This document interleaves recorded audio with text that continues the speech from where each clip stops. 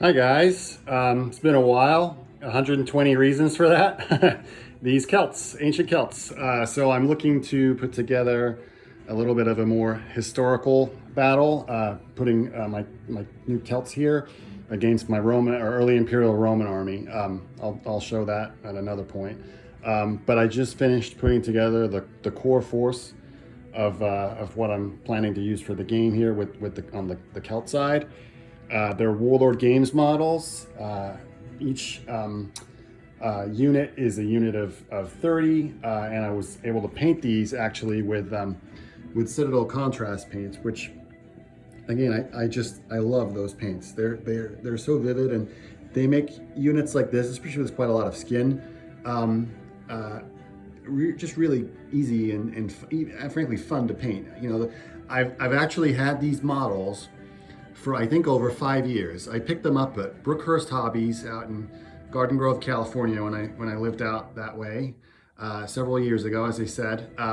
They were reboxing these. I guess Warlord were going to be selling them in boxes of 40 instead of 30, and they were like, these were like reduced on. I think I got them for like $10 a box, which was an amazing deal.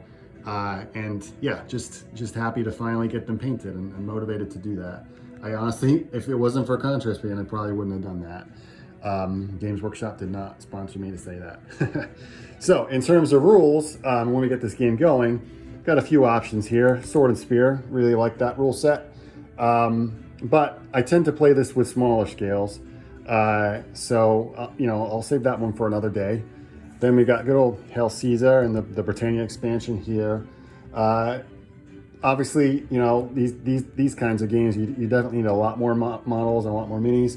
But I might come back to that once I get the force rounded out a little more. I'll get into that in a moment. The rule set that I'm going to go with, though, Warhammer Ancient Battles. Gonna be honest, I really miss Warhammer Fantasy Battle, the whole ranks and flanks side of stuff. Got nothing against Age of Sigmar. I'd rather have both games, quite honestly. I think they're both kind of cool. But I definitely wanted to put something like this on the table. And so with that in mind, I've intentionally based these.